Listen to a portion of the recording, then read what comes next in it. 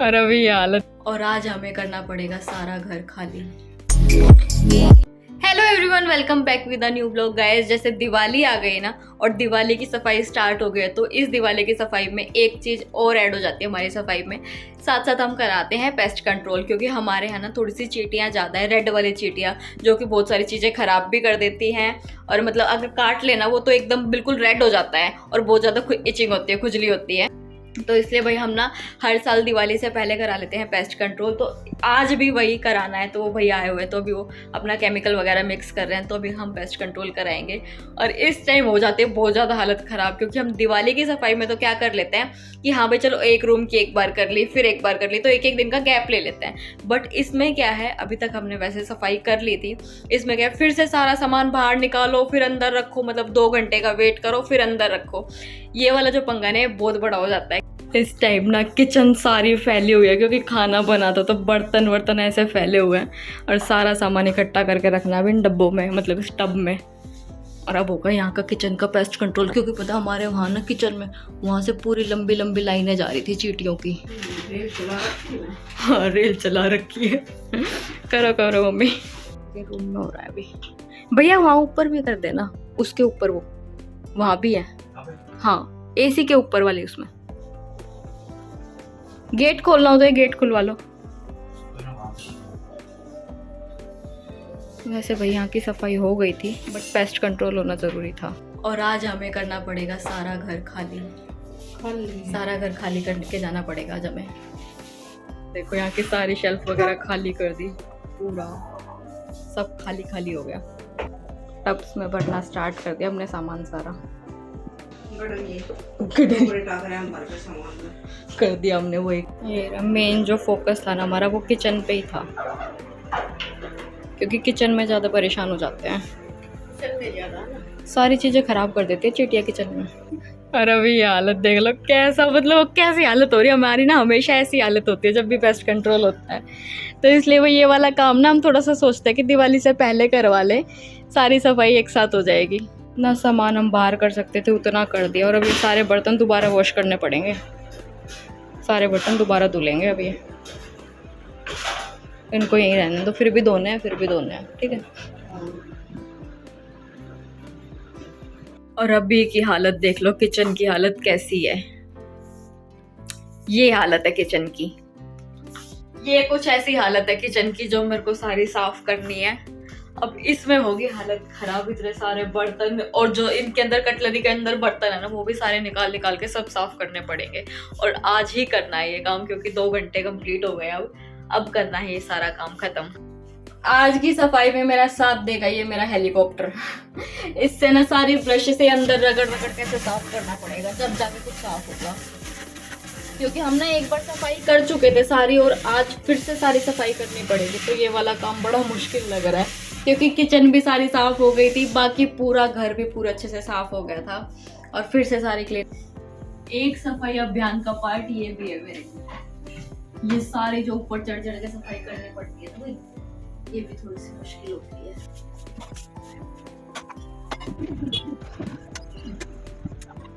इतना गंदा कपड़ा हो गया था ये सारा, बहुत गंदा हो गया था। हमारा एसी लगा है और नीचे ना ये कूलर के लिए स्पेस है। आओ, हाँ आओ, थोड़ा सा और करो। इधर से मैं रगड़ रही हूँ, उधर से आप रगड़ो। यहाँ से आंटी बाहर से पानी डाल रही है और अंदर से मैं कर रही हूँ। इसको जंग से भी बचाना है और धूल मिट्टी भी साफ करनी है इसके सारे।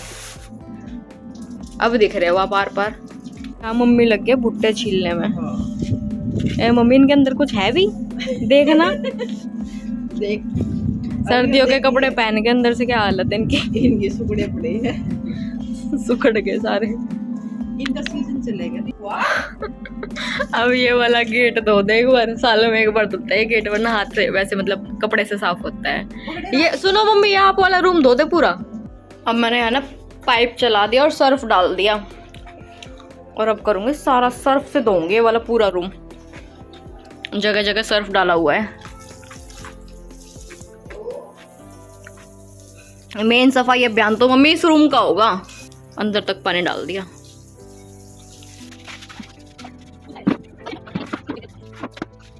गाइस अभी चल रही है दिवाली की सफाई और आज मेरे को रिसीव हुआ है अगारो का वैक्यूम क्लीनर। तो भाई मेरी तो ये बहुत ज्यादा हेल्प करने वाला है। तो आज की सफाई मैं करती हूँ अगारो से स्टार्ट। तो आज इस वैक्यूम क्लीनर से सफाई स्टार्ट करूंगी मैं। वैसे मैंने इसे पहले ओपन करके देख लिया था इसके अंदर क्या क्या है।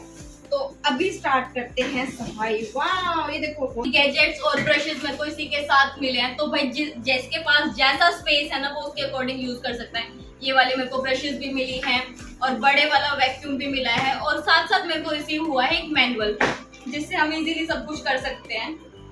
कैसे सेट करना है क्या करना है वो सब कुछ कर सकते हैं। तो भाई मैं तो स्टार्ट कर लेती हूँ मेरी दिवाली की सफाई में सोफा ड्राई क्लीन से। तो चलो स्टार्ट करती हूँ मैं आज। देखो यहाँ सफाई करना थोड़ा सा मुश्किल होता है।